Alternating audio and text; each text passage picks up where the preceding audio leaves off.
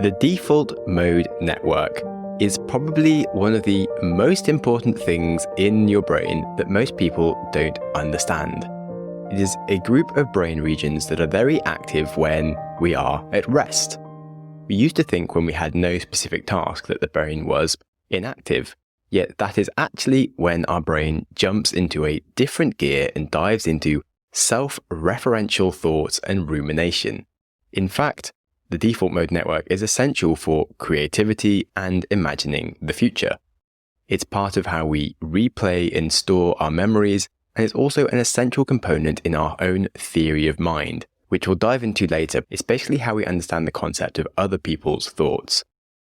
To put it simply, without a default mode network in your brain, you would be very lost and quite impaired as a human. Yet, if you have an overactive default mode network, that can also be related to many problems, such as depression, anxiety, and ADHD, which we'll go into in this episode, but also things like schizophrenia and autism, and of course, the most pervasive human problem of all, our ego. Understanding how the default mode network works is an essential step in understanding any intervention you might want to try to build a more positive step away from things you're trying to avoid, like depression, anxiety, or ADHD and distraction.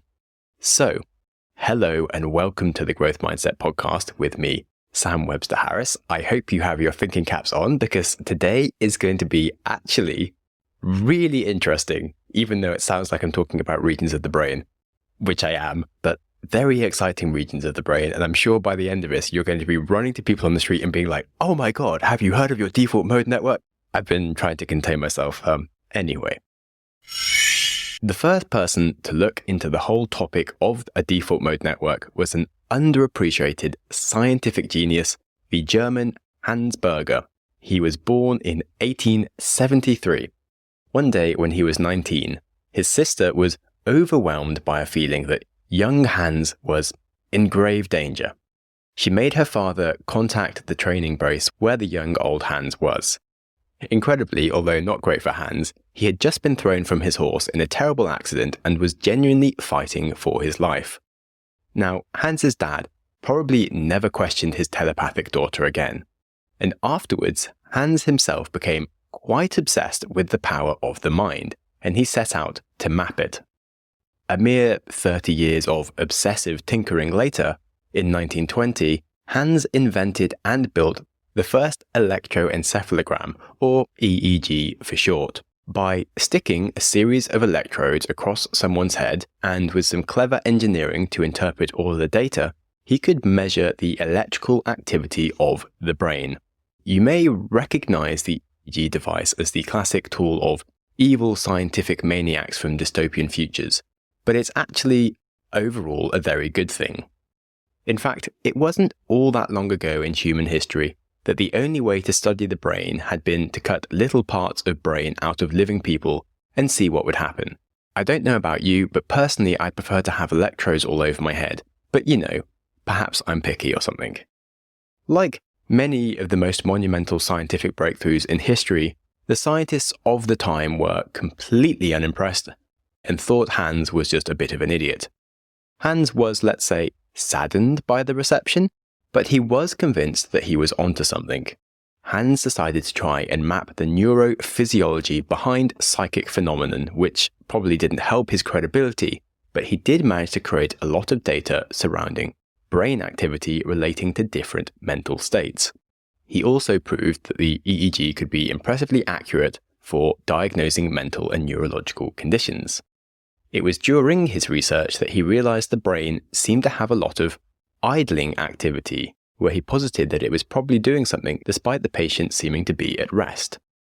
Sadly, however, with little recognition from the science community and with his country becoming Nazified and making scientific research increasingly difficult, he retired in 1939 and then committed suicide in 1941 without really seeing any of his work adopted.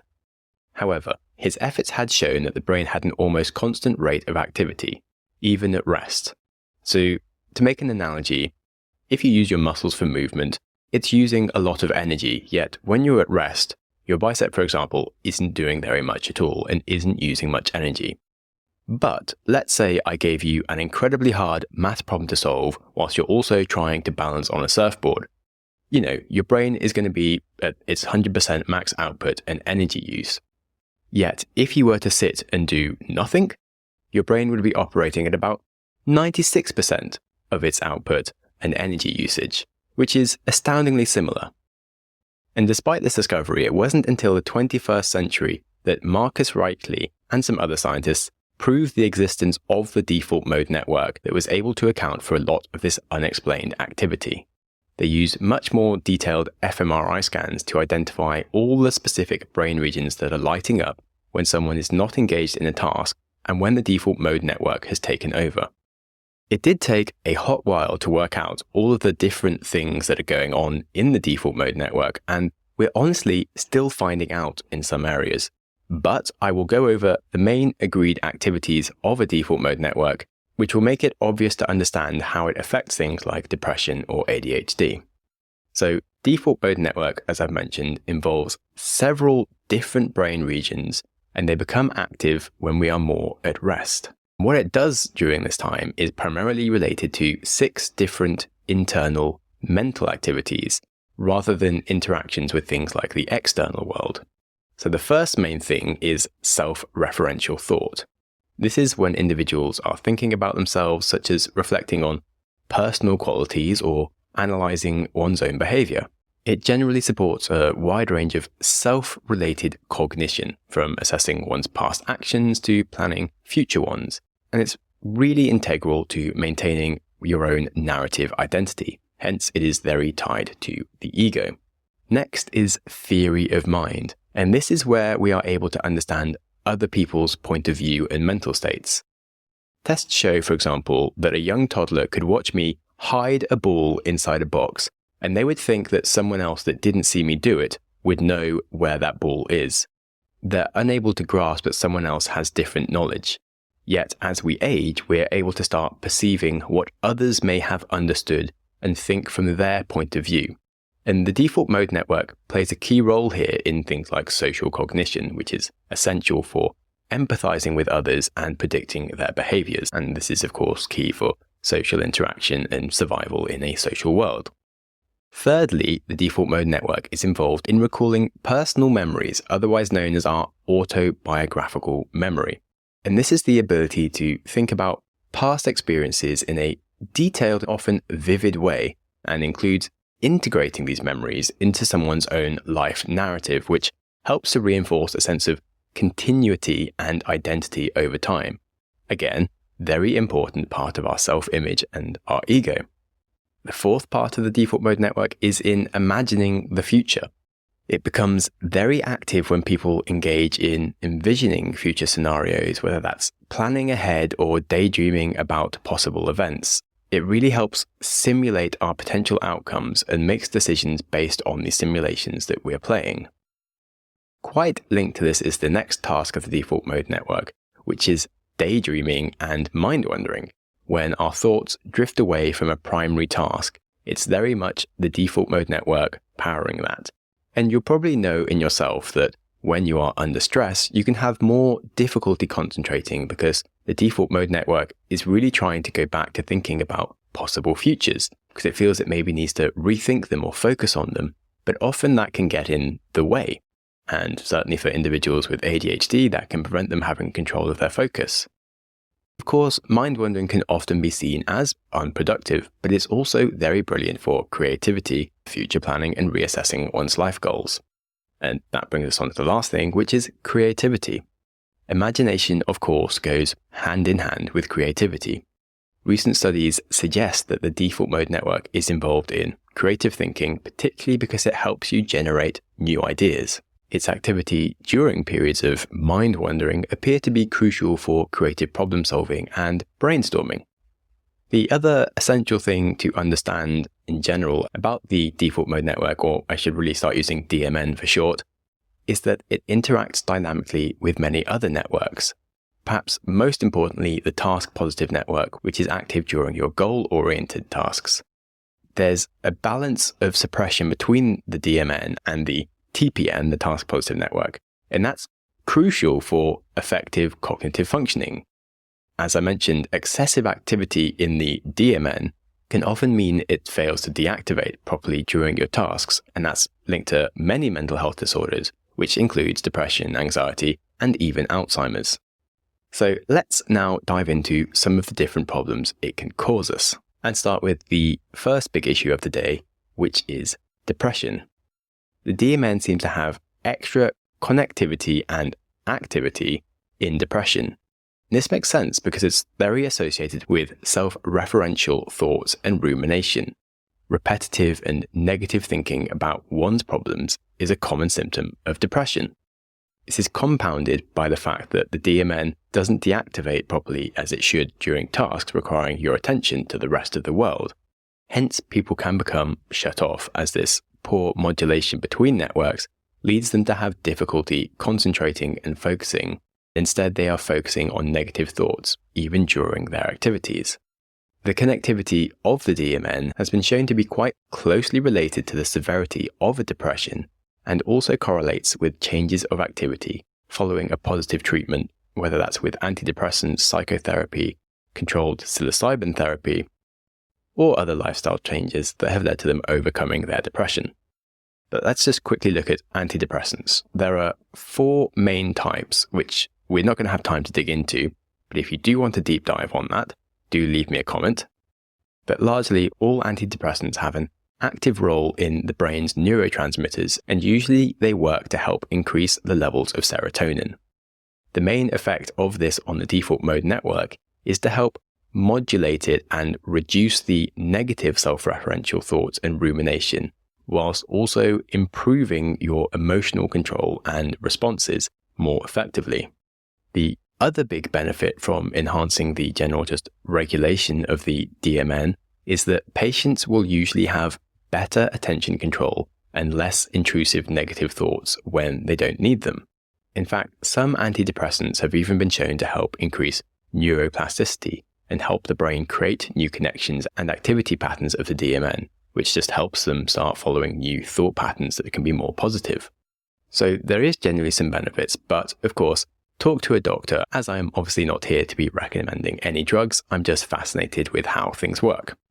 Now, let's move on to discussing the second wave of mental health crisis in the world, which is anxiety. Just like with depression, anxiety involves increased activity in our default mode network, the DMN.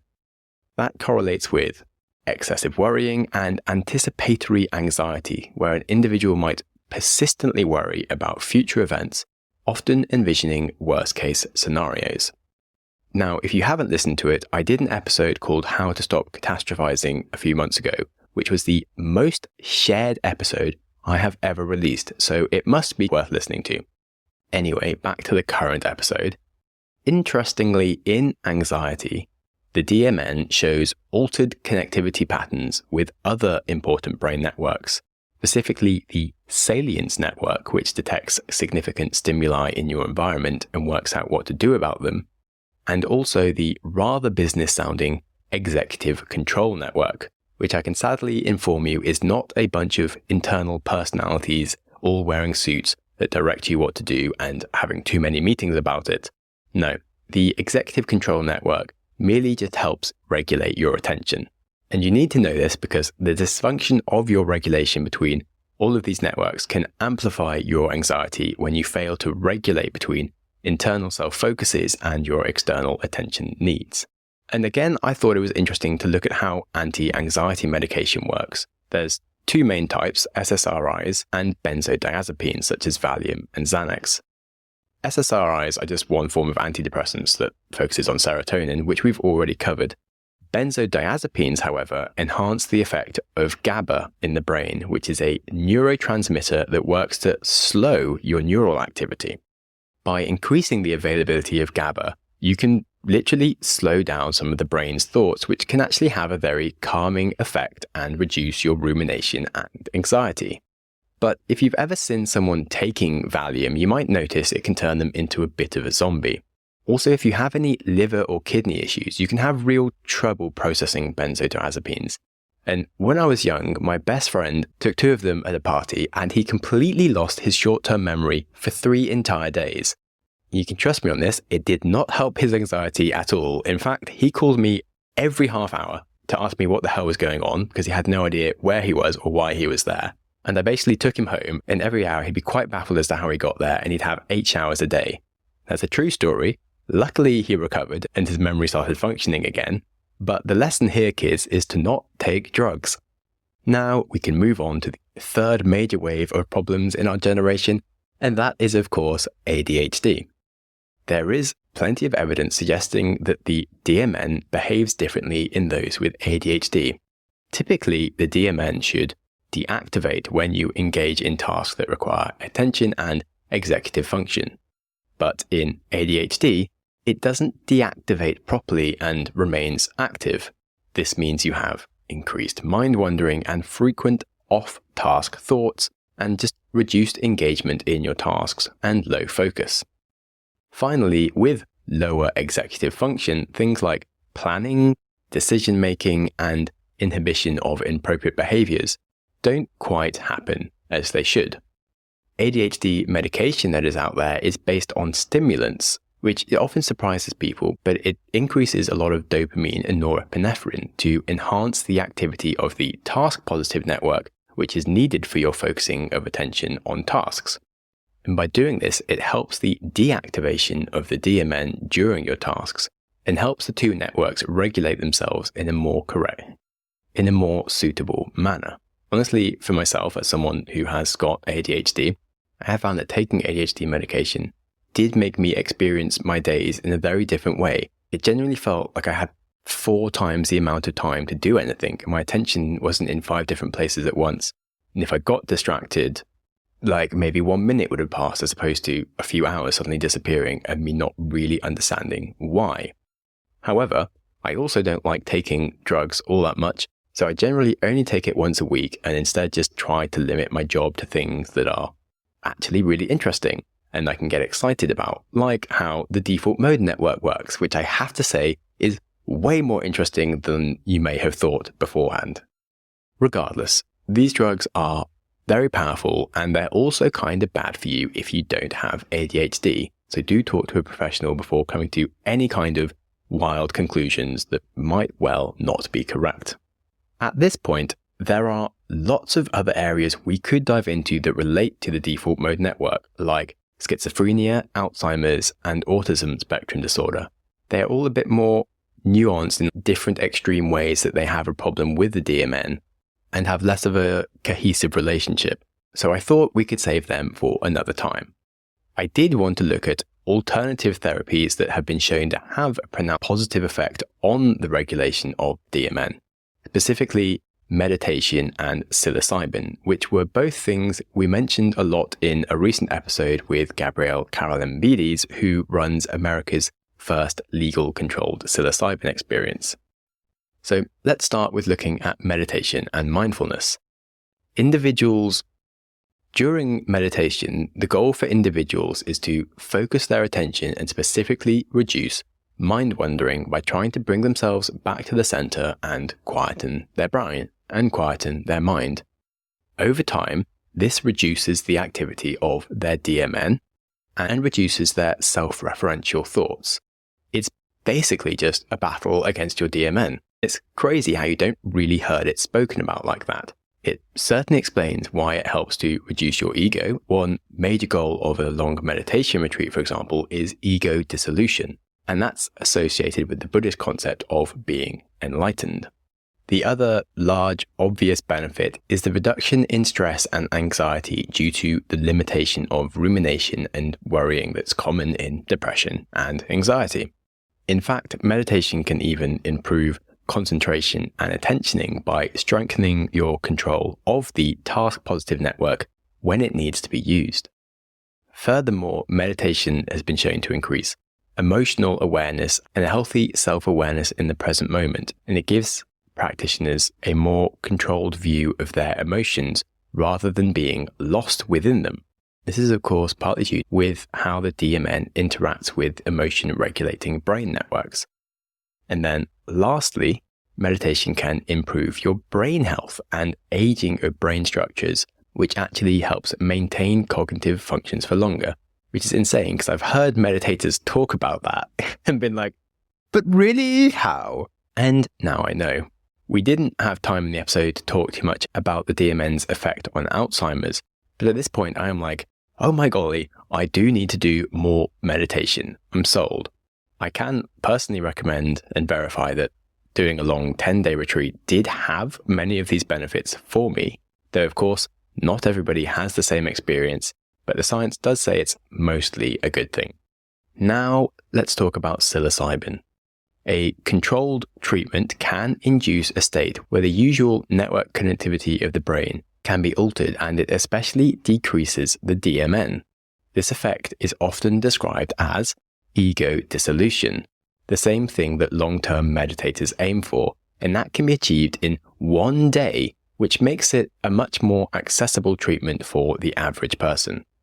Essentially, the usual boundaries of self become blurred in a beneficial way.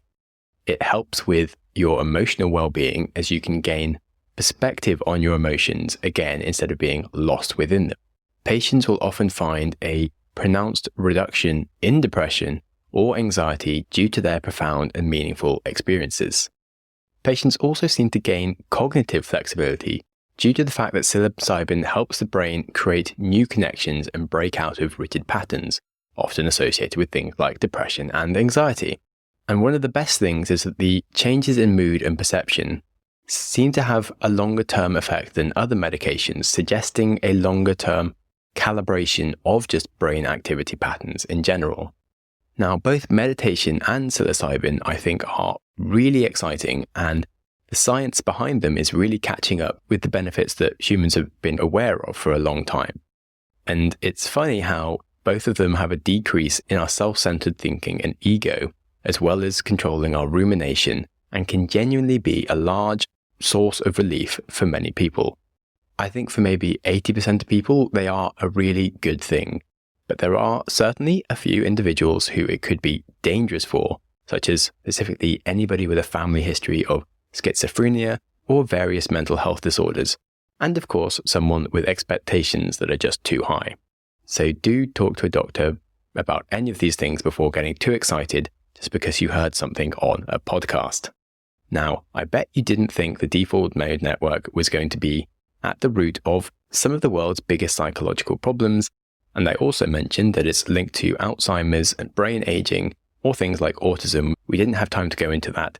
Regardless, if you found the episode interesting, or you know anybody that likes stories about crazy German scientists, well, now it's your time to shine and do me a solid and share this episode with a friend. And especially if you do know anyone with depression, anxiety, or ADHD who just wants to understand it better. And if you like this format of an episode that was more of a deep dive into just a term in psychology, let me know and I'll do more of them, because psychology is amazingly fascinating and these scientists do really do interesting stuff. Finally, remember that life is too short to have a dysregulated default mode network going on, so do some more meditation to put your mind at ease. And I would recommend my episode, as I mentioned, on how to stop catastrophizing, because people did genuinely seem to find a lot of use in that.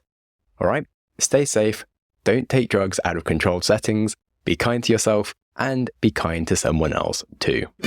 Thank you so much for listening. Go you! Your consistency to reach the end of an episode is legendary. My hero!